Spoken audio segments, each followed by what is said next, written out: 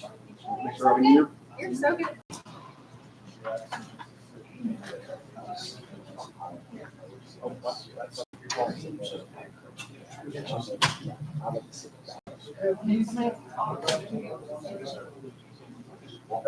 That's a microwave truck.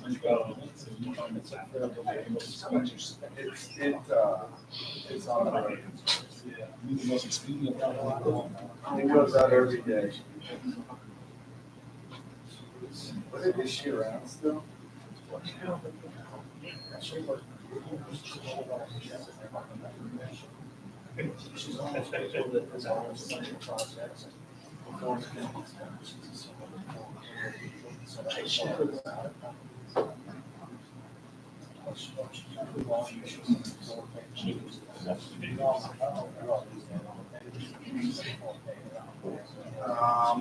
Like stackers.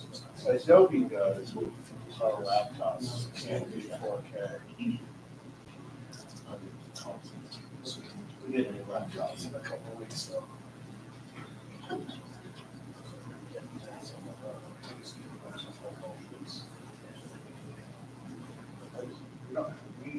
We've got maybe 4 or 5 workstations. Oh, yeah. Nobody has it. That's fine. And I like that. Nobody, even like the producers, like all the chair sitters, they all have laptops. They don't unplug them, but they have. Yeah, we've got like a couple of them. Yeah, we need it, but those are gonna be, those are supposed to go. Oh. Zero. Career services has to go. We're awesome.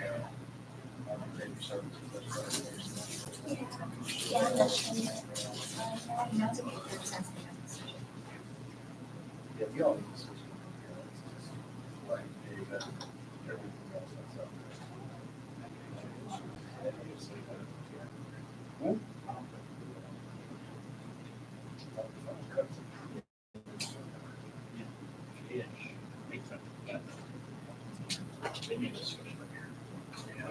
How you like this? You want to talk that later? Yeah. Maybe it's good. Fingers first. I don't start.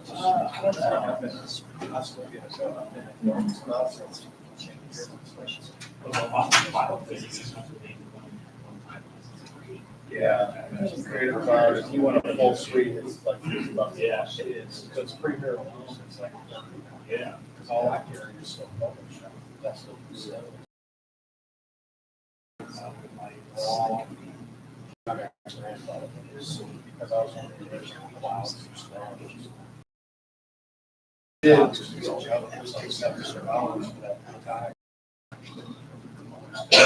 That's a reason to go to a subscription. Well, so we had habits. Our company had some sort of business disagreement with that company. Okay, we're ready.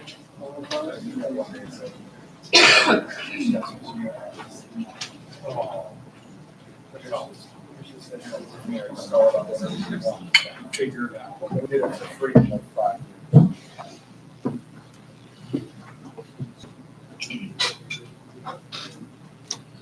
Good afternoon. Let me know when you're all ready. May not ready. All right.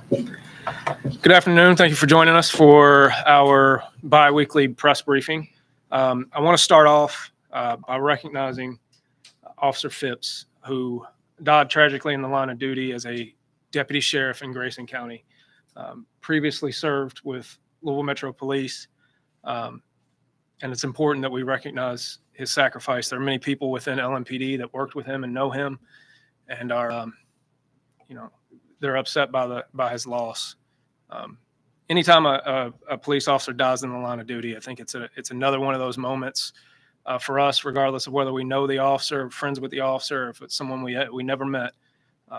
It's one of those moments where it gives us a moment to reflect on why we do this job and the sacrifices that people are willing to make to keep other people safe. So definitely want to recognize Officer Phipps before we start this press conference. I'm going to turn it over right now to soon-to-be Assistant Chief Donnie Burbrink, and he's going to give you the biweekly update on crime.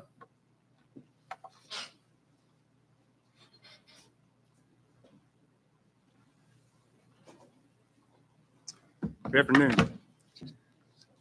So going through our numbers since the last press conference that the chief had, we've had 3 additional homicides.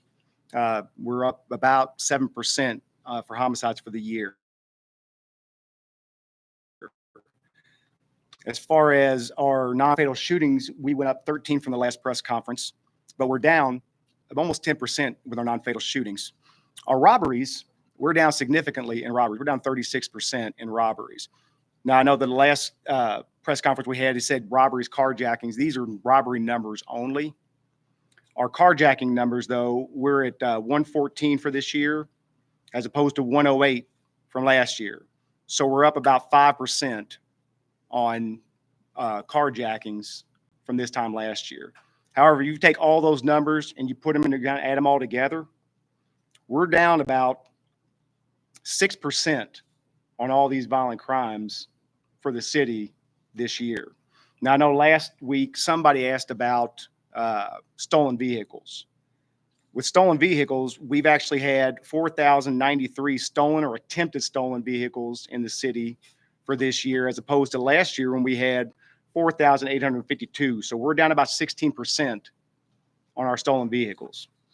You know, each week, the chief and the command staff, we meet and we go over all of our crime numbers that we have throughout all the divisions. By doing that, it gives us the opportunity to come up with different strategies that we can work together with and combat these numbers in a more consistent effort, which the raw data is very important for us to do that. So having these numbers, they're very important for us to be able to look at this and come up with different ways to make things better. As far as the homicide arrests go, we've had 3 additional arrests from this time last year. From the time last press conference. We're at 62 total arrests for non-fatal shootings, and we've had 5 more federal indictments. Usually those are going to be done by our criminal interdiction division. They work closely with our federal partnership or work with our federal partners to indict some of our more violent offenders, try to get them better sentences and provide them more time off the street for our citizens in Louisville. Now, over the past few weeks, one of the things that has been the most pressing for a lot of our citizens has been these street racing issues that we've encountered. And because of that, we've invested a little bit more time, some resources, some manpower to try to combat the street racing issue. What you're going to see in the next few slides is with the ordinance that we've worked with the council on, being able to confiscate some of these cars and take them off the streets for a while. And what we're able to seize, it's making an impact. And we'll show you some of the cars that we've actually gotten over the past 2 weeks.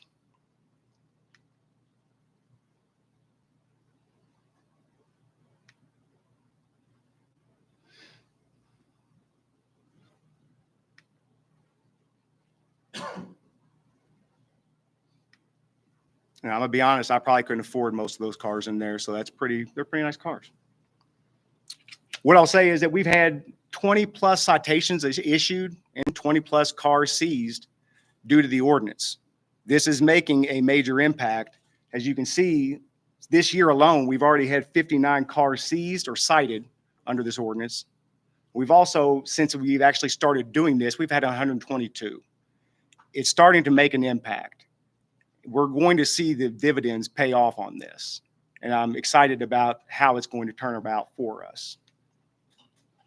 So this past week, LMPD worked with a lot of the different fire and EMS organizations and Baptist East to put on an active aggressor training. We were working with people that work at Baptist East to put them through some type of scenario where they might experience what it would be like in an active aggressor scenario.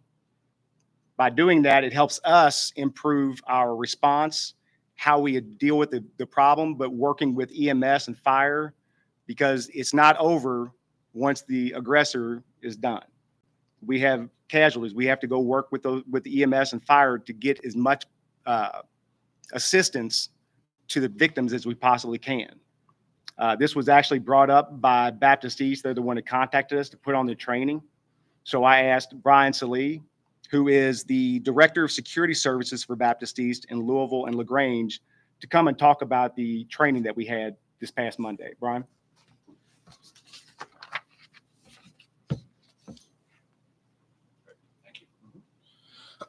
Good afternoon, everybody. Let me start by sharing that, unfortunately, violence in healthcare is on the rise, and has been on the rise for some time. And as an organization, our goal is to ensure the safety and security of our patients and our healthcare workers. It's absolutely paramount. And to be able to do that and do that in the most effective way, we have to be able to coordinate and collaborate with our community partners and first responders. It can't really happen any other way. So this was really an opportunity for us to be able to coordinate and collaborate with LMPD, not just LMPD, but a number of different first responder agencies from fire and EMS, to be able to bring them into a healthcare setting and train alongside healthcare workers in responding to one of the most critical event that can occur. So there was a great partnership that we were able to foster and to lean on to be able to do this simulation and this training in a very, most importantly, safe and controlled manner, and allow first responders to be in that same venue and to be able to train and exercise alongside of police, fire, and EMS, which is something that we don't really get the opportunity to do because it is, space is such a constraint for us in healthcare. Resources, manpower, resources are always a consideration. But several months of planning went into this, and as an organization, we found just a tremendous amount of success and a tremendous amount of value of being able to, again, bring first responders in to train alongside healthcare workers, and to provide those healthcare workers who are really working in this empathetic therapeutic setting, provide them visibility to how they should respond to a critical event if they were faced with that, and what that scenario and situation looks like in the most realistic way possible. So, thank you. I want to say again, thank you to Brian and everyone at Baptist East, as well as those in the fire service and EMS that helped us with this exercise. Doing these types of things, I think not only is it important for us, but we want you to know that those are the things that the agency and the city are doing to keep you safe. It is our job to foresee problems that may occur and make sure that we have all of the resources coordinated, that we can work together successfully to bring about the best outcome possible in some of these tragic situations. So those types of events and trainings are extremely important for us. One of the things I want to feature this for you guys. I think this is an absolutely awesome video when you get the chance to see it. But to give you a little background before we play this video, Officer Baker, 2nd Division officer, responded to an incident back in back in beginning of August, and at a convenience store. It was a consumer in mental health crisis who was armed with a very large knife, who was threatening suicide, particularly suicide by cop. And what you're going to see is those officers go in and address that issue. Obviously, in situations like this, it's not just the officer or the consumer that might be in danger. It's also people in the public that we have to protect. So you're going to see these officers take action and deal with this subject and bring him under control and get him to the mental health services that were appropriate. And then I'll give you some follow-up information about those follow-up actions from Officer Baker.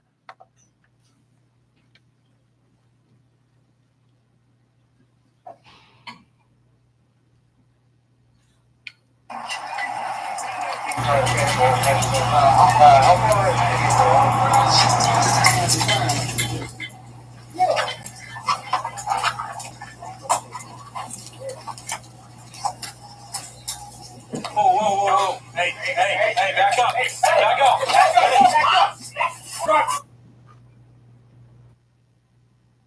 Drop the knife. Drop the knife. Let me see your hands. Drop the knife.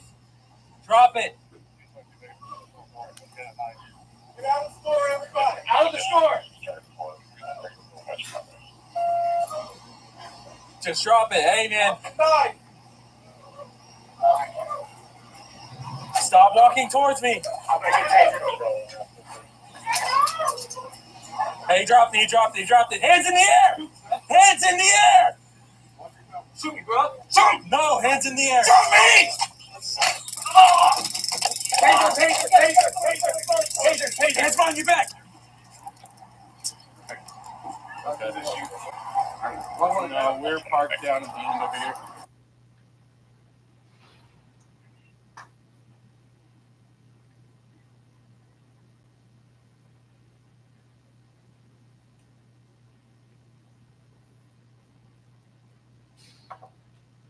So before I show the email, you can see it there, but I have a larger picture of it. What you saw was Officer Baker and Officer Hall handling a very, very stressful, potentially deadly situation for both the officers and the consumer in this situation.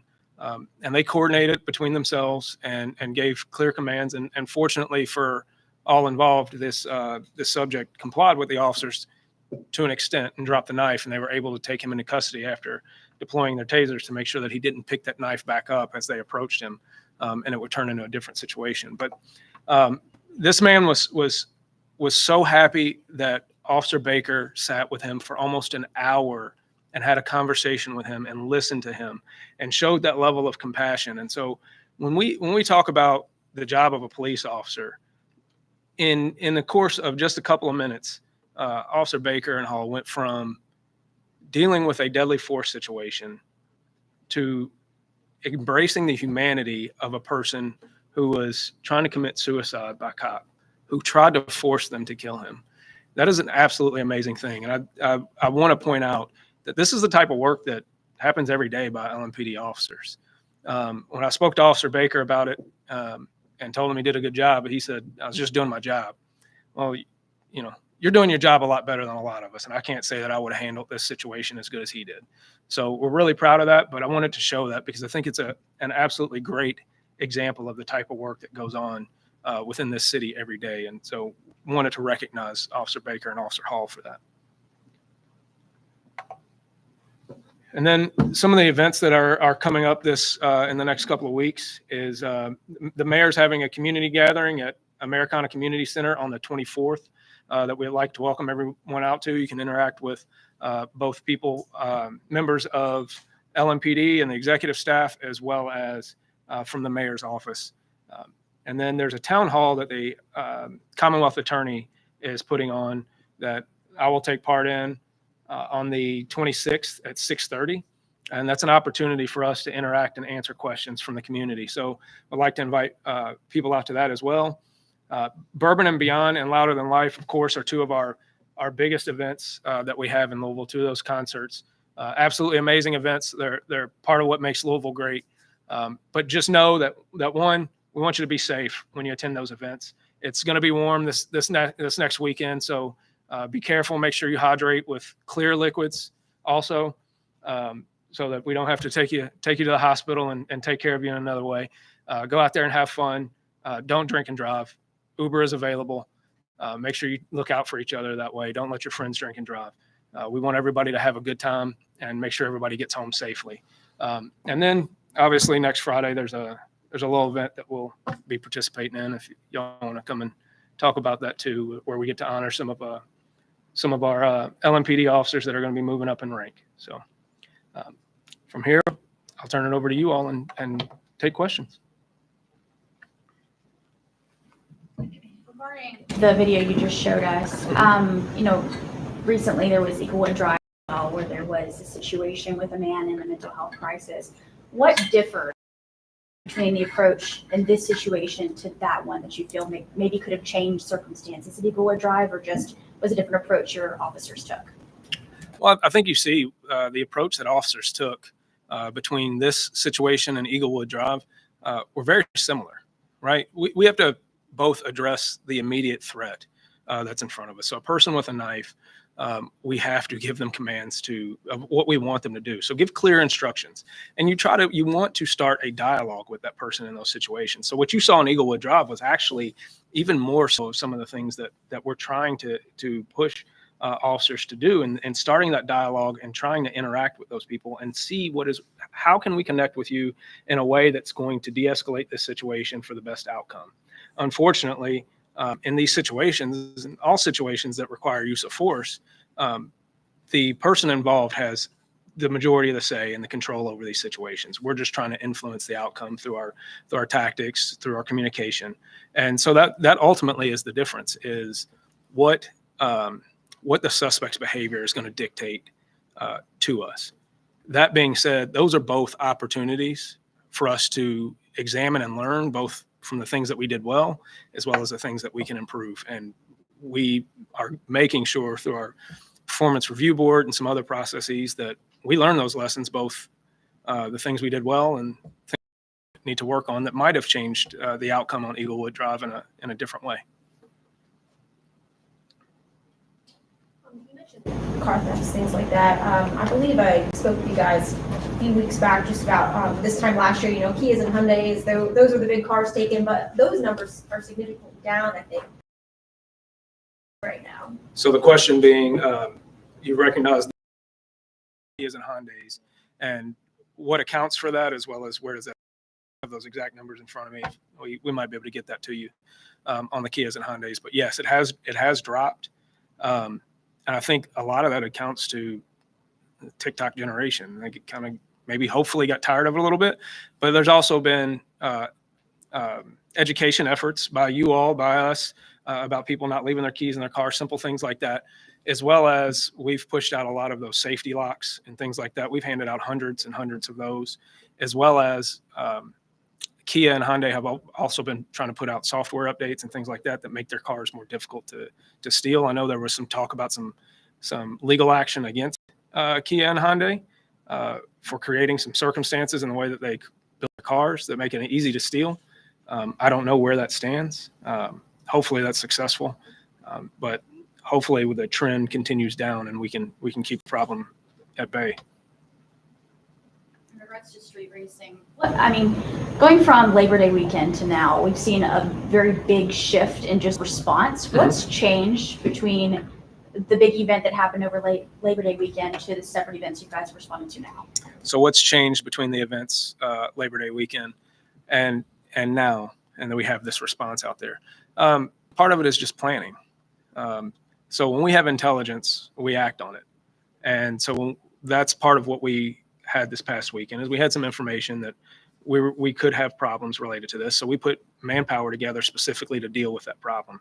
So what you saw on Labor Day weekend were normal beat officers that weren't even responding to that, particularly at 26th and Market. They were going to another run and just happened to ride up on that situation. So us being able to coordinate and plan and put resources in place to deal with that makes it much safer for all of us and the people involved. I think this past weekend we had 7 or 8 officers out on the detail, something to that effect.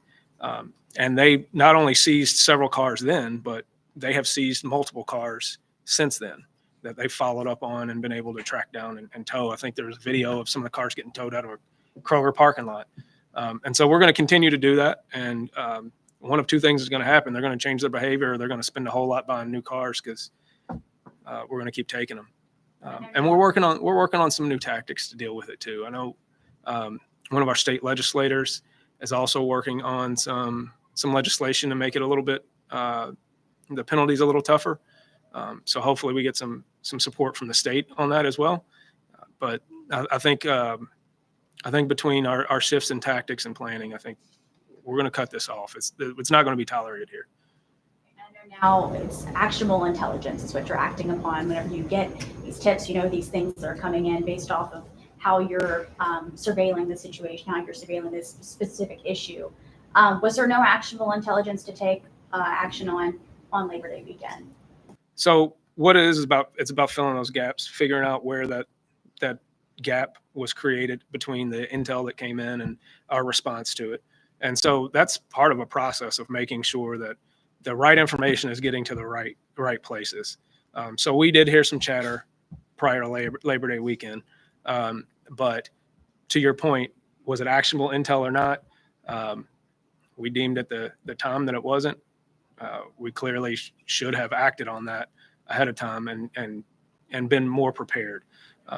I am much more of a fan of preparing for something that doesn't happen than having to respond to it after the fact. And so we're definitely taking that approach, just as we are in many of our other violent crimes. You know, I've talked about we need to push officers to be proactive in their response to things, right? Let's not wait until a crime happens and try to clean up the mess or make an arrest afterwards. If there's a crime that we can interrupt, displace, delay, or cut off, let's do that. And so that is part of what we need to push for overall. It's that proactive approach to making sure that problems don't become real issues for the community. So we've heard from some people that they had their car seized because of, and they ran under that ordinance because they were just going 20 over. What would you say to like circumstances like that? Like, do you think this ordinance is being used to just seize cars?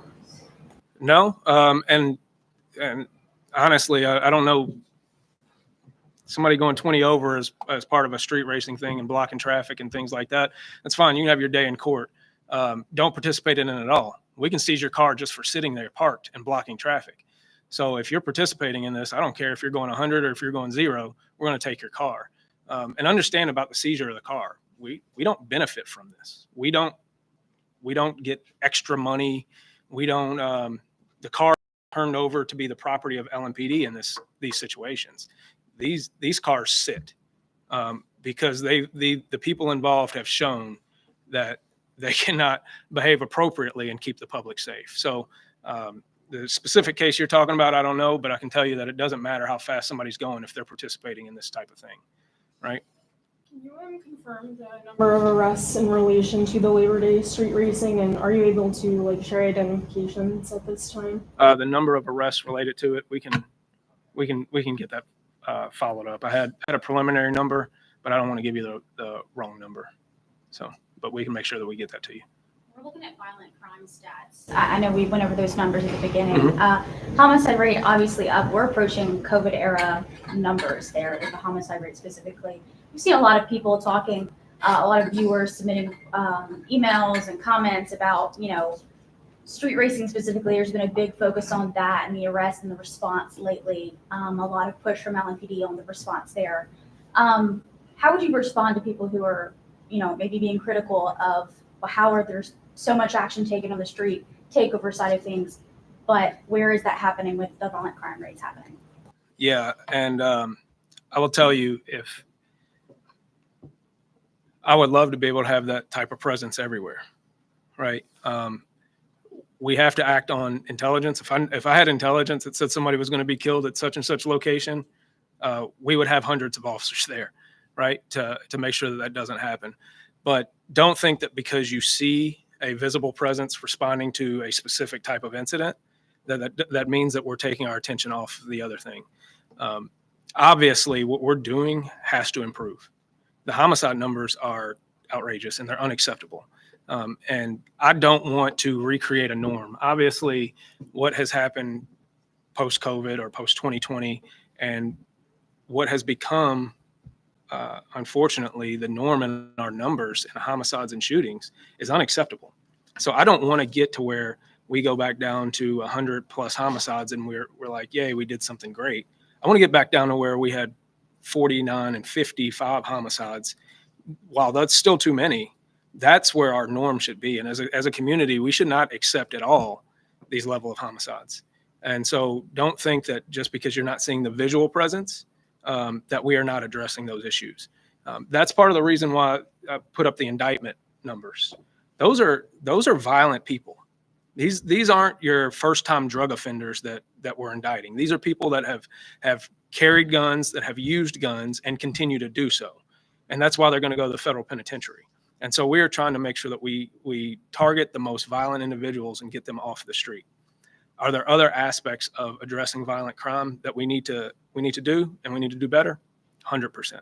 100%. We need to be much more visible in our proactivity out there. We know, you can go back and look at numbers over the years. We know that when officers are proactive, when they're making stops, when they're making arrests, when they're seizing guns, violent crime numbers go down. And so there's a direct correlation between our proactivity and our visibility in that type of enforcement and crime numbers. So we're putting together many strategies to address that. But yes, it concerns me that people might think that we are changing our focus to deal with street racers, because that is not at all the case. Our priority is still violent crime. You've been with the department long enough to have seen the numbers when they were 49 to where they are now. Is there any policies you want to change or plans that you hope to address that situation?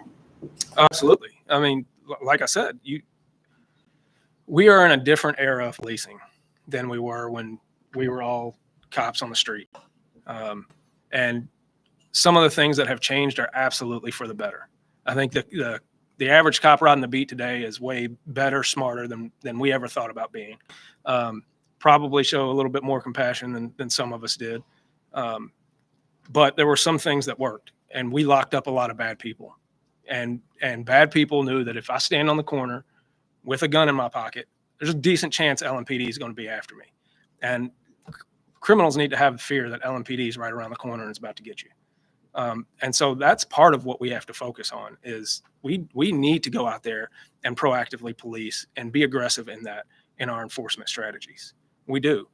The other aspect of it is how we do that, right? So we can get caught in this cycle of saying do one thing versus the other, but it's not. It's all of it. So we have to do those community things as well. So we can treat people great.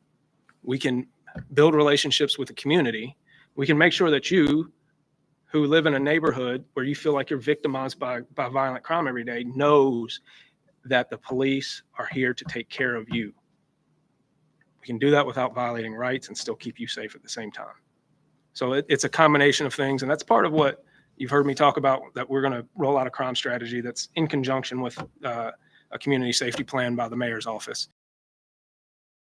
We use proactive policing and proactive conjunction with some of those drivers of crime and build those relationships at the same time. So long, complicated. There is always something to do, something to solve, something to stop. And then, of course, there's a lot of changes leadership-wise in LMPD. How do you think the morale is for the team?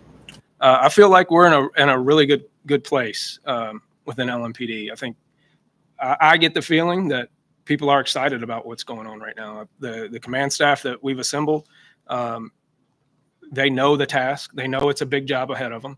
And it doesn't matter if it's now, 5 years ago, 10 years from now, it's always going to be a big task at this job. But I think officers are starting to understand what's being asked of them. And they know that we as a command staff are going to support them and guide them in the right direction. And so I get the feeling that morale is in a really good place right now. And when officers feel good about themselves, they feel good about the place they work, they do a better job taking care of the community. And so that's what we're driving towards. Yesterday, the mayor mentioned the idea of possible legislation to crush cars that you've seized in street racing. Would you support that kind of legislation? How do you feel about it? Wouldn't that be pretty awesome? Like, we could do a press conference and we could pull up all those cars out here and take like a steamroller and roll over a Corvette or something. Like, that'd be pretty neat. I mean, I feel bad for the little 19-year-old who took his parents' car out, but that's on them. No, I mean, whatever we can do to be a deterrent. Like, this is a dangerous thing. Like, I get it. Like, I don't tell my dad, but I mean, I took his Impala Super Sport out a couple of times when he wasn't looking, but I wasn't doing that, right? Like, this is dangerous. This is no joke. Like, we're looking at this and you're saying, well, why are we giving this so much attention? Because people are getting hurt. I think somebody saw a kid get run over last weekend by one of these cars that were spinning. Did you see what happened up in Indianapolis with all the police cars and things being damaged? We had a shooting a couple of weeks ago related to it. Like, this is a big deal. And so anything that we can do to make sure that we cut this down, we're either going to cut it down by convincing that it's not worth it, or we're going to take their means by which to do it. So A couple more. please don't run that part about me taking my dad's car. I still don't think he knows. At this point in time, is there any update on the Officer Brinkley investigation? On the Officer Brinkley investigation from Walmart, Yes. that investigation is still ongoing. I believe he's been interviewed. He's in good spirits. But as far as any new specific information, I don't have any updates. It's one of those deals where, like we've said, information and the process of the investigation takes time. PIU's working it, and they'll get that over to the Commonwealth Attorney's Office for review, and then it'll go to PSU for the administrative side. So in the meantime, you'll stay on modified assignment? No, so we'll make a decision as a command staff probably here in the next couple of weeks or so. That incident's already been before our performance review board, so I'll get the preliminary look at that, and we'll make a decision as a command staff about bringing him back. Some of these, like I said, I'm not here to make a prejudgment before the case is completed.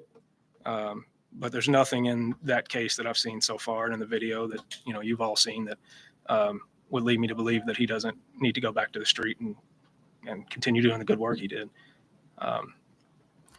Yep. Last one. Circling back to the street takeovers, the guns that were seized in the process, how many have been seized so far in the last 3 weeks? Do you know that Is that on number? the slide? So 2 guns in the last week. And then the week before that, I think there were 4 the week before that. With those handguns, is there any history on those guns in terms of if they've been involved in other crimes that you guys have found, if they were in possession illegally? So that's a good question. Well, obviously, if we took them, they were in possession illegally. Or else we, those are your constitutional rights if it's not illegal. But I'm glad you brought that up. And I brought up, CID earlier. And part of what they do is they screen every gun arrest that we make and every seizure that we make. And they work with the ATF to see if those guns have been used in other crimes. And we have a NIBIN unit, which runs those guns and checks those guns to see if evidence from those guns have shown up in other crime scenes. And so it's one of those things where really smart people and analysts and stuff, not people like me, are able to connect the dots between a gun that we seize today and crimes that happened in the past. But that's not an overnight thing. So that's something that the analysts work on. And then they'll screen those cases for the court for prosecution. And some of those cases are those exact cases that you saw that end up getting federally indicted, where we have armed career criminals and prohibited possessors that get picked up by the ATF or otherwise go to federal court, or we have a good case in state court. So at this point, you haven't had any hits just because of the process? They may have. They work a lot of guns, so they may have. I don't know about from these specific ones. Yeah. So, anything else? All right. Thank you. Have a good day.